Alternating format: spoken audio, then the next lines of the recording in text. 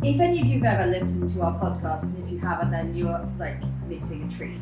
You will have heard Leah and I talk about pretty goth. So I thought I'd put together what my idea of pretty goth is. So this is very Emma Stone, Poor Things. It's very Lily Rose Depp, Nosferatu. We just love, what was the film like, Crimson Peaks?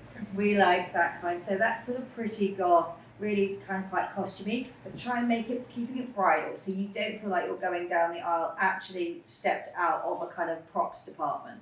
So what I've done today is I've put the Stockbridge skirt from Nortier with additional panniers to give a very kind of like early Westward vibe. So it's got like extra hip padding here, looks amazing. That very gothic-y Victorian drop waist on the skirt.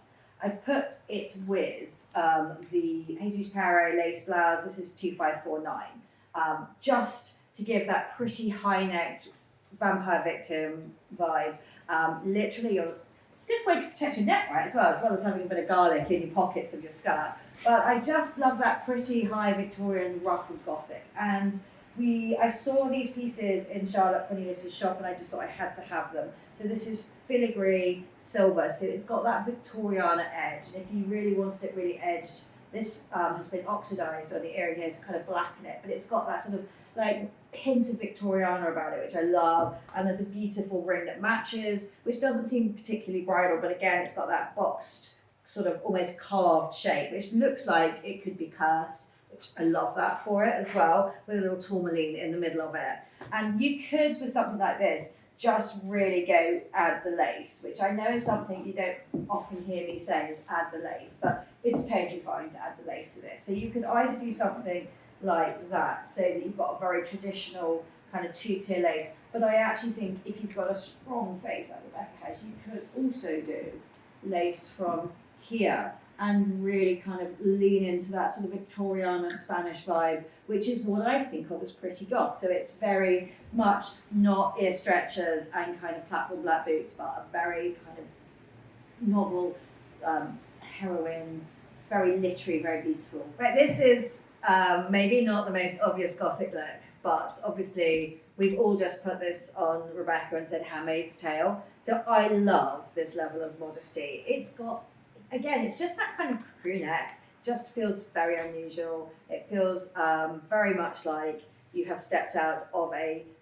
kind of dystopian movie, which does feel kind of quite a weird thing to channel. But also it's incredibly elegant, like this high waist, this front pleat, the actual dress itself is really, really beautiful. The other way that you could actually really make this like really quite dramatic and quite red carpet is you could actually you can still put those gothic touches with it, so that you can either like channel your inner Piero the clown, whatever that is, the little stylish French kind of clown, as opposed to the kind of like cartoony clown.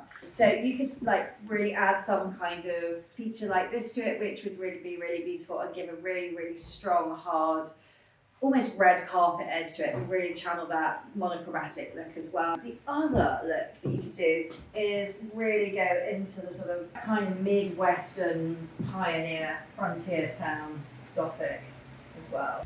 Maybe a little brooch here, just to keep that in place. I mean, I don't know if anybody else would apart from me, but I think people should. It's also a great one for a formal wedding and would look really good with just a very classic veil,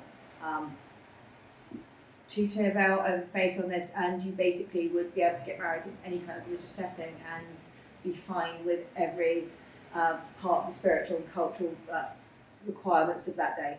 Right, this may seem like a surprising choice for Gothic, in the traditional sense of Gothic, but at uni, back in the day, I did a course called Melodrama and Gothic, and that lent heavily into 1940s films, film noir, and this is, I think, the sort of thing Betty Davis would have worn, and maybe like All About Eve or the MGM costume department would have come up with, maybe something even Edith Head might have made.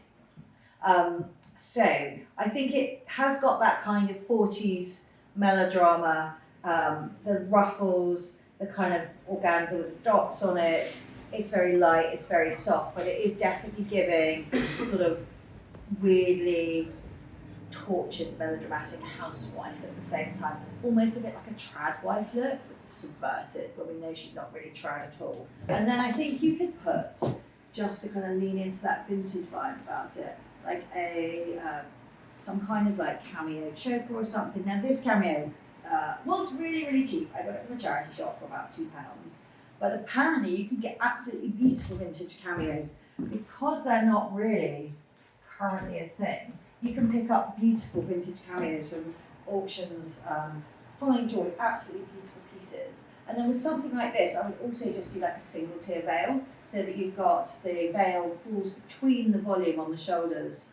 So this can either be incredibly modern or again, lean into that pretty goth trend.